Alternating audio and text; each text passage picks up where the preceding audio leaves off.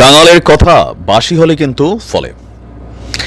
যখন আমাদের এই অন্তর্বর্তী সরকারের উপদেষ্টা পরিষদ গঠন করা হলো তখন সবাই খুবই অবাক হয়েছিল যে কেন এই টিমের মধ্যে সবচেয়ে ব্লুটুথ বয় সার্জিসকে উপদেষ্টা পরিষদে রাখা হলো না। এর পরের দিনে আমি বলেছিলাম সার্জিসের কপাল খুলে গেছে, বিকজ একটা নতুন রাজনৈতিক প্ল্যাটফর্ম আসবে।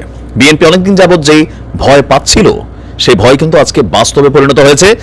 সার্জিস আলম যেই বক্তব্য দিয়েছেন সেই বক্তব্যের সোজা ক্লিয়ার মেসেজ হচ্ছে নতুন আরেকটা রাজনৈতিক দল বাংলাদেশে আসছে।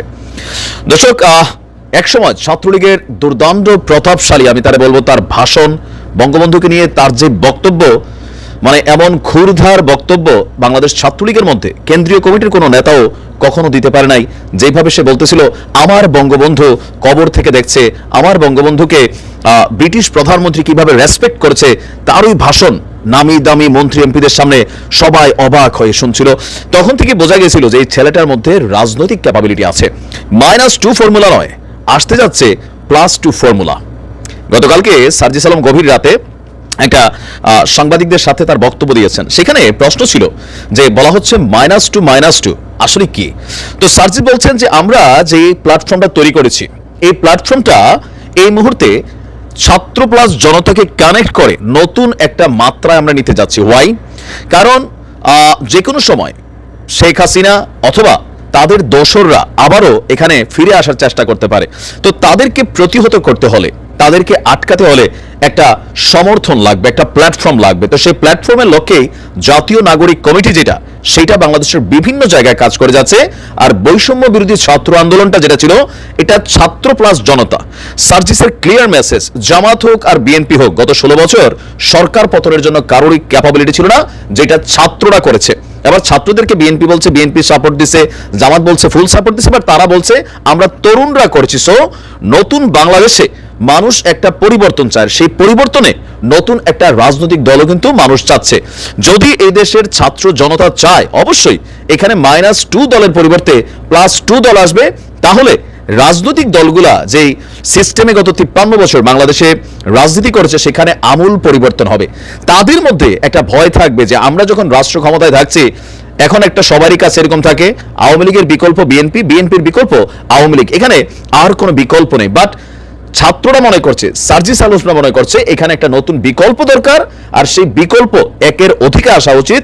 তাহলে আমাদের যে বাকি রাজনৈতিক দলগুলো আছে তাদের মধ্যে টনক নড়বে যে না, এখন আর আগের মতন চাইলেই আমরা যা খুশি তাই করতে পারবো না। আর এটার মেইন কারণটা কিন্তু বিএনপি।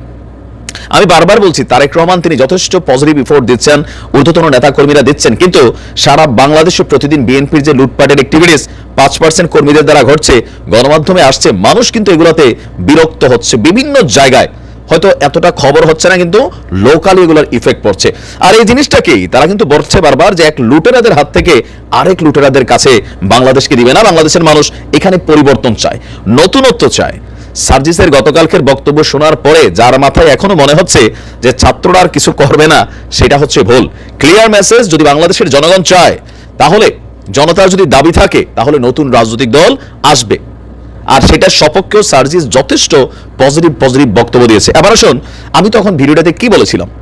তখনই আমি ভিডিওতে বলছিলাম যে নাহিদ এবং আসিফ তারা গুড স্পিকার না, মানে এমনিতে তারা যথেষ্ট টর্চার সহ্য করেছে, আন্দোলনকে নেতৃত্ব দিয়েছে, কিন্তু বক্তব্য বা মুখপাত্র যে জায়গাটা, হাসনাত এবং সার্জিস দুজনের যে কথা, দুইজনের যে ধরেন কি বলা হচ্ছে বক্তব্য, বিশেষ করে সার্জিসের হাসনাতের তুলনায় তার বক্তব্য অনেক মানুষকে টাচ করে। সে যেভাবে যুক্তির তর্ক তুলে ধরা, মানে তার বক্তব্যগুলোকে উপস্থাপন করে। তো ফাইনালি বিএনপি যেটা ভয় পাচ্ছিল, সেই ভয়ই কিন্তু এখন বাস্তবে পরিণত হচ্ছে। আপনি নিশ্চিত থাকেন যে আগামী নির্বাচনের আগে যে কোনো নামে এই বৈষম্য বিরোধী ছাত্র রাজনৈতিক যে দলরা আছেন তারা রাজনৈতিক দলে কনভার্টেড হবেন। ইভেন তারা চাচ্ছে ছাত্রদের সাথে জনতাকে কানেক্ট করে ছাত্র জনতার দাবি হিসাবে, চাহিদা হিসাবে নতুন একটা দলের আত্মপ্রকাশ ঘটুক। ইভেন তারা যথেষ্ট পজিটিভ ইফোর্টও কিন্তু ট্রাই করছে। কোনটা? বিভিন্ন জায়গায় তারা সমন্বয় কমিটি করছে, আপনারা দেখছেন সারা বাংলাদেশে। তো কিছুটা সমালোচিত আছে, তারা বিতর্কও আছে, কিন্তু রাজনীতির মাঠে আসলে কতটুকু সফল হবে। কেউ কেউ বলছেন যে অবশ্যই এরা ভালো করবে, কারণ বাংলাদেশের মানুষ নতুনত্ব চায়, বিকল্প চায়, কিন্তু বিকল্প তো নাই।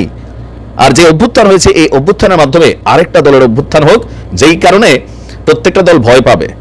এখন আমার কাছে একটা প্রশ্ন, আমি নর্মালি যতটুকু ক্যালকুলেশন করি এই আন্দোলনের সার্জিসদের পিছনে যারা আছে এখনো সেখানে জামাত ইসলামের হাজার হাজার নেতাকর্মী এদের সাথে কানেক্টেড, বিএনপি কিছুটা সরে গেছে, গণ অধিকার পরিষদ কানেক্টেড।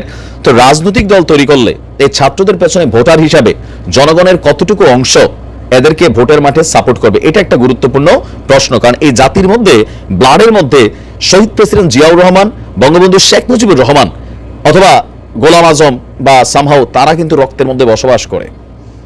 সময় বলে দেবে। ভালো থাকুন।